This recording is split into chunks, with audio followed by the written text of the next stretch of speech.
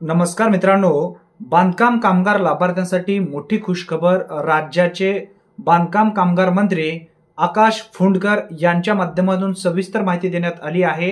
बांधकाम कामगारांना प्रति वर्षासाठी 12,000 रुपये दिले जाणार आहेत। यामध्ये कोणते लाभार्थी पात्र असणार आहेत ही माहिती सुद्धा पूर्ण डिटेल्स त्यांच्या माध्यमातून देण्यात आली आहे। नोंदणी किती कालावधीची तुमची पूर्ण असायला पाहिजे, किती कालावधीसाठी किती रुपये दिले जाणार आहेत, त्यांनी जी माहिती दिली आहे तो व्हिडिओ या व्हिडिओच्या मी पुढे लावेन। त्यासाठी नक्की हा व्हिडिओ शेवटपर्यंत पहा। तत्पूर्वी चॅनलवरती पहिल्यांदाच आला असाल तर चॅनलला सबस्क्राइब करून बेल नोटिफिकेशनला क्लिक करा। चला तर मग व्हिडिओ सुरू करूया। इमारत व इतर बांधकाम व्यवसायातील कामगारांच्या हिताच्या संरक्षणार्थ केंद्र शासनाने सन 1996 रोजी कायदा लागू केला आहे। त्या अनुषंगाने महाराष्ट्र राज्याने सन 2007 साली नियम बनवले आहेत। सदर नियमांतर्गत सन 2011 साली महाराष्ट्र इमारत व इतर बांधकाम कामगार कल्याण मंडळ मुंबई स्थापना करण्यात आली आहे। वय 18 ते 60 वर्ष वयोगटातील बांधकाम कामगारांना मंडळाकडे नोंदीत करून घेतले जाते व त्यांना विविध योजनांचा लाभ देण्यात येते।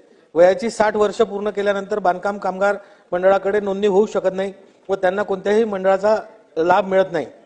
ही बाब विचारात घेऊन मंडळाकडे नोंदीत असलेल्या व वयाची 60 वर्ष पूर्ण केलेल्या बांधकाम कामगारांना दरवर्षी 12,000 रुपये इतके निवृत्ती वेतन देण्यात येईल।